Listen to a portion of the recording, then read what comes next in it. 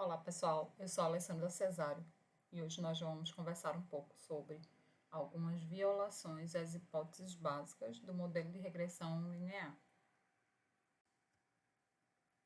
Inicialmente nós vamos falar sobre multicolunariedade, que é a alta correlação entre duas ou mais variáveis em um modelo de regressão. Duas variáveis elas vão ser ditas perfeitamente colineares quando há uma relação linear exata entre essas. Para iniciarmos, vamos observar um exemplo do livro do Sartori, que fala o seguinte: suponha que deseja-se obter a função consumo de determinada economia e que o consumo seja função da renda e da taxa real de juros. Aqui a gente tem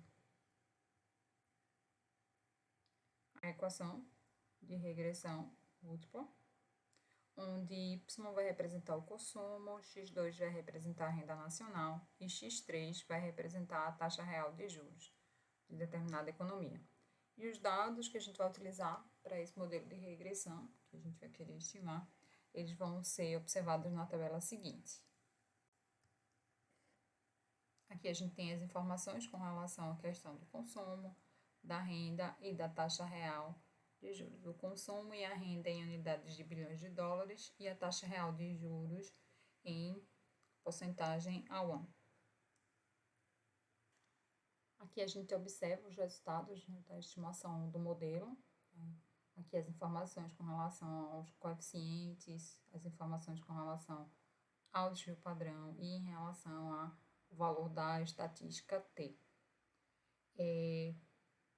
Aqui a variável referente à renda, o coeficiente seria o meu beta 1 chapéu, beta 2 chapéu, e aqui o beta 3 chapéu, e aqui o termo constante seria equivalente às informações do beta 1 chapéu. A gente mandou beta 1, beta 2 e beta 3 chapéu. Aqui a gente escreve que seria um modelo de regressão associado, usando essas informações aqui dessa tabela anterior.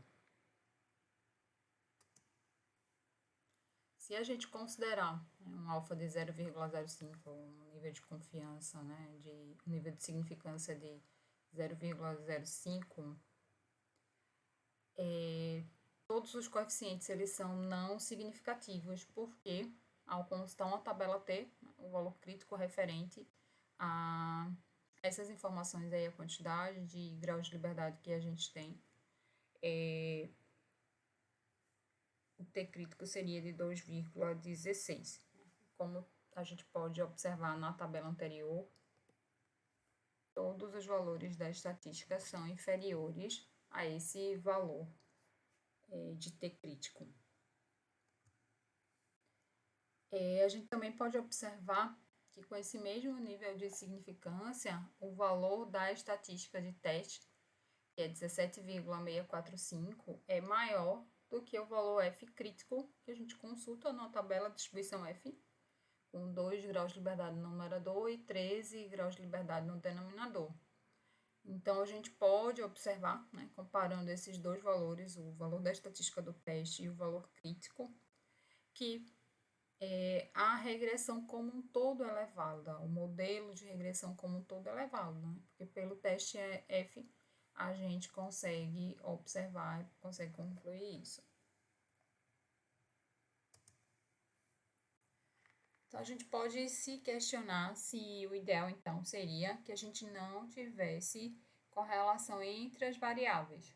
Com relação a isso, é preciso a gente ter cuidado com esse tipo de questionamento, porque mesmo que não existisse correlação populacional entre as variáveis do modelo, é pouco provável que não existisse nenhuma correlação amostral.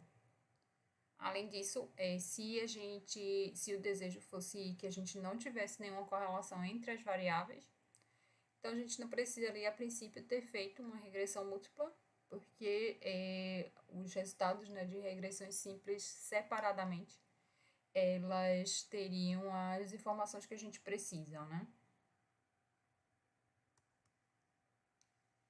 Quando a gente pensa na consequência da multicolinariedade, a gente pode observar que os testes T, eles são insignificantes, né? Os valores das estatísticas vão ser insignificantes. Mesmo que a gente saiba que as variáveis são relevantes.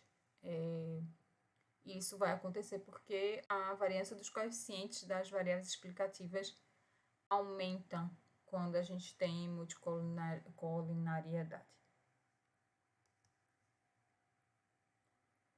Se a gente for buscar um pouco na memória, né, para a gente ter informação sobre as variâncias dos coeficientes de regressão, a gente tinha uma matriz de variância com a variância de beta-chapéu, né, que seria dada por sigma ao quadrado vezes a matriz inversa de x transposto x. Se o coeficiente de relação ele for próximo de 1, né, o meu R, não R quadrado, o meu R for próximo de 1 ou de menos 1, o determinante dessa matriz x transposto x, ele vai ser muito pequeno. Portanto, as variâncias beta-is, elas vão acabar sendo muito grandes. E a não significância dos parâmetros, ela resulta da dificuldade que se há em distinguir os efeitos de cada variável isoladamente. Como é que a gente pode identificar a multicolinariedade? Uma maneira de se suspeitar é obter um bom teste F, significante, né? Tem um R quadrado alto, um R2 alto, acompanhado de estatística T para os coeficientes pouco significantes ou até mesmo não significantes. E outra maneira também de se ligar um alerta é quando a gente tem que os sinais dos coeficientes, eles vêm de uma maneira diferente do que a gente esperaria. Tem algumas relações, tem algumas regressões em que a gente espera um certo padrão de comportamento. E se esse padrão ele é quebrado, então a gente pode acender um alerta da possibilidade de existir multicolinariedade. A gente pode ser questionado o que a gente vai fazer então, quando a gente observar que existe a multicolinariedade. Uma ideia ela poderia ser retirar as variáveis correlacionadas do modelo. No entanto, nem sempre isso é desejado pelo pesquisador e nem sempre é possível de fato.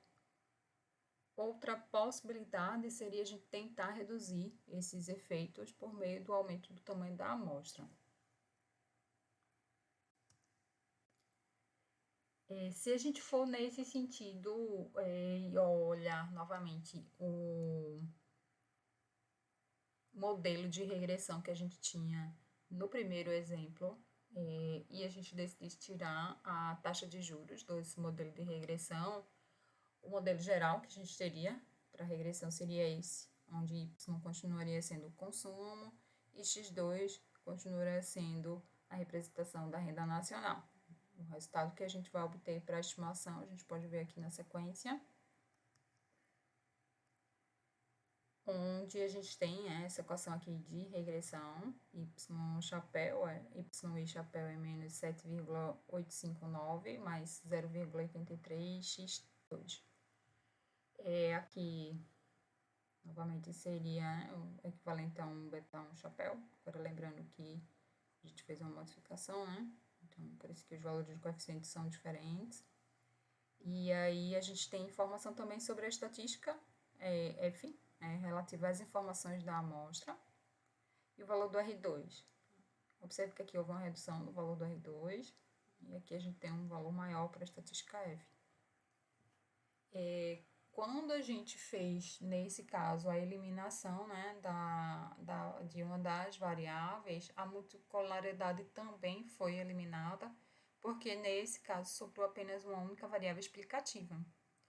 E a gente pode observar também que há uma significância no coeficiente, né, referente à variável x2. A gente pode observar pelo valor da estatística, né? O valor da estatística ele é bem superior à estatística crítica. O valor T, né, de referência T crítico. Além dessa violação que a gente tem, né, como a multicolinaridade, a gente pode observar outras violações às hipóteses básicas do modelo de regressão linear.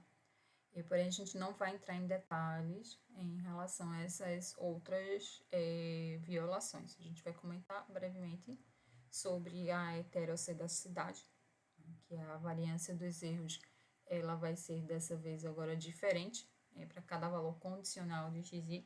Antes a gente tinha assumido homocedasticidade. E a gente pode destacar também a questão da autocorrelação. A autocorrelação significa que a correlação de uma variável com valores defasados, com diferenças, né, em geral no tempo, dela mesma.